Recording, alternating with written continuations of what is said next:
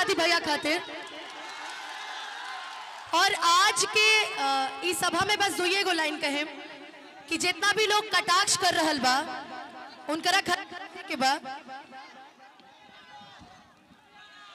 कि हमरा रहित तू इने कर उखाड़ ले बाका, हमरा रहित तू इने कर उखाड़ ले बाका, उखाड़ ले बाका, ज्यादा भाषण बाजी कही के बिगाड़ ले बाका।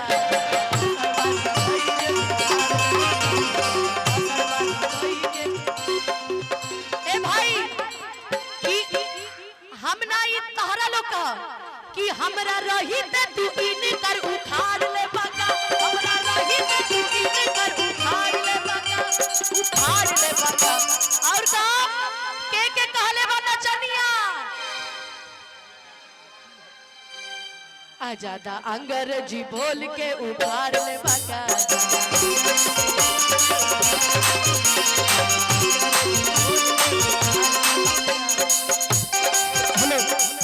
हेलो, मेरा 3 जगह और मुझे जाना है। सुबह 7 बजे उठा हूँ, 3 जगह और जाना है।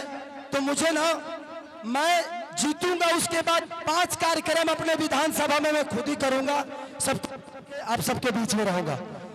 अभी सबको संबोधित करना है तो हमारे मंच पे हम जितने भी लोग हैं, हमारे अध्यक्ष साहब, सब लोग आप प्यार दीजिए, आशीर्वाद दीजिए। तब तक मैं वो काम करके आ रहा हूँ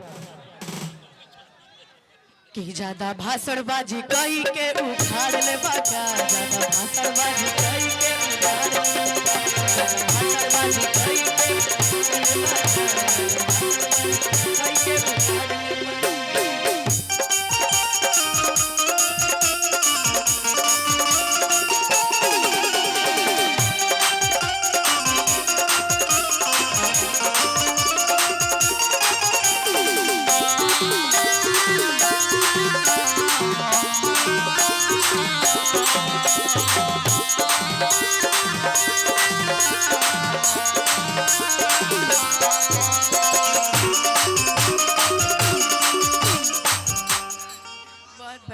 भैया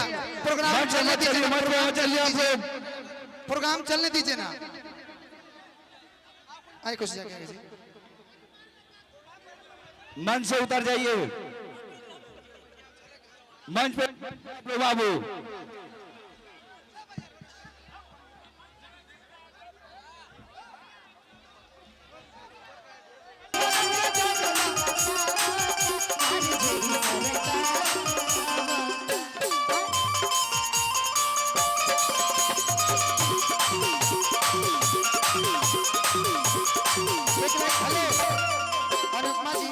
एक लाइन ये गा दीजिए ना, एक लाइन ये गा दीजिए। चलते रहे भैया, चलते रहे।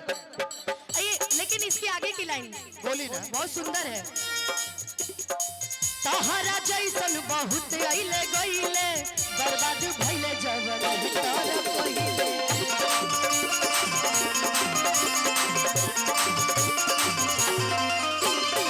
तहरा जैसन बहुत गइले, बर्बाद भइले जवन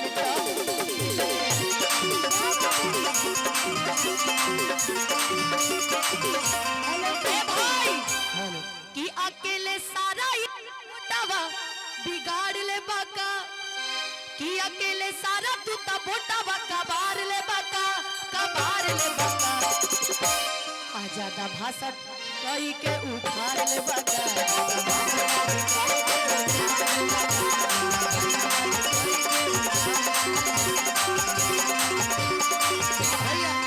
भाई लालू बिना चालू ही बिहार ना होई।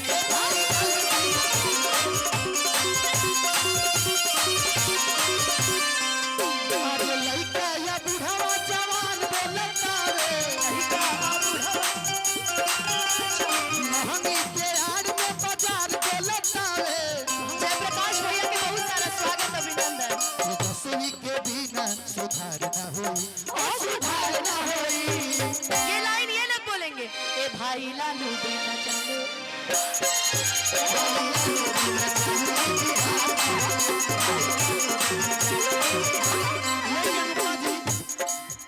आज सबसे ज्यादा शिक्षा के मॉडल जाता, सत्ता के आगे में जादल जाता।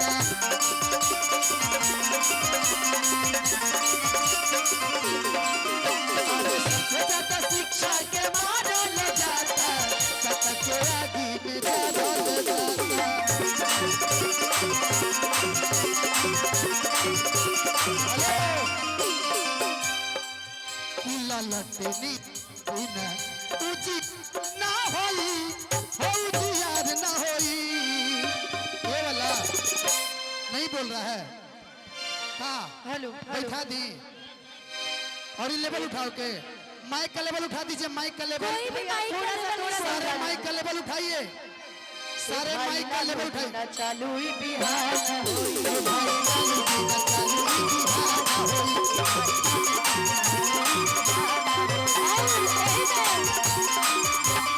भैया तेजस्वी कर कि बाप न झुकले तब तो न झुके। भैया तेजस्वी कर नहीं रुकी बाप न झुकले तब तो न झुके। कौन हजावल महल गदड़ावता कौन हजावल महल गदड़ावता आला लटन के अजरई बतावता अरे जो सरकार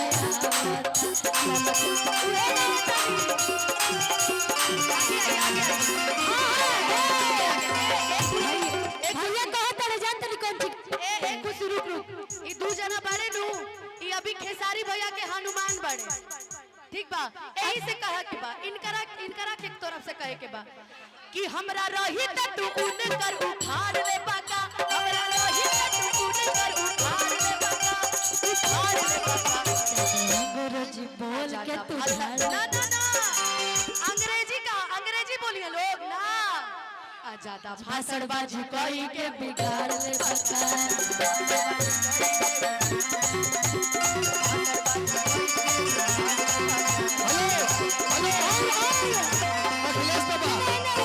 अखिलेश सर भाई देखिए इधर सुनिए भैया तेजस्वी के रथ नहीं रुकी बाप न झुकले तब तो न झुके।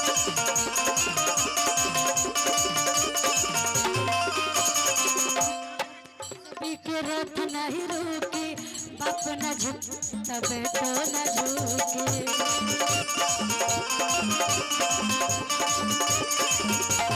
कौन हजावन महल गदड़ा कौन हजावन महल गदड़ा ललटन के अजरई बतावता अरे जग सरकार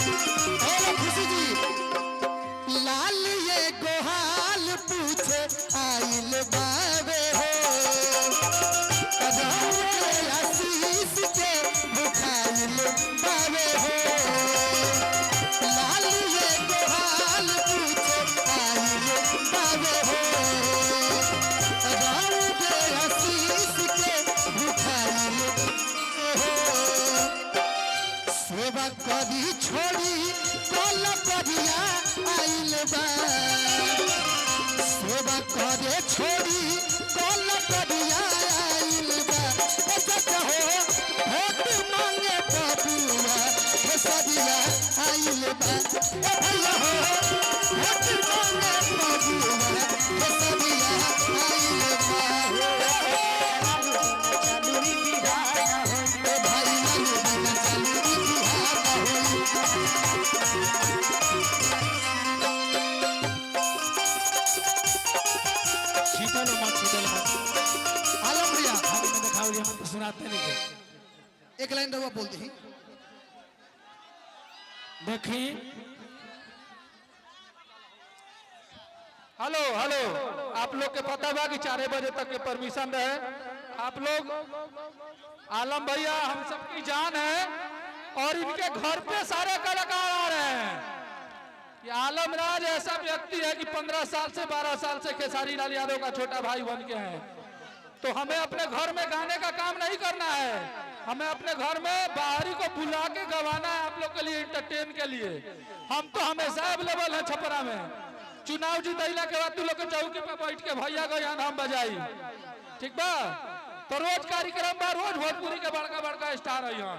आप लोग 2 नंबर पे शत्रुघ्न यादव आई, खेसारी भैया के फोटो रही, जे भी हमार नौजवान भाई बा, हमार छोट भाई बा, अपना माता जी के, अपना बहन के, सब कोई के समझा देवे के बाद कि 2 नंबर पे लालटेन छाप शत्रुघ्न यादव लौकी, आ तना वो दिन वोटिंग कर देवे के ईवीएम बाई बाई करे लगे।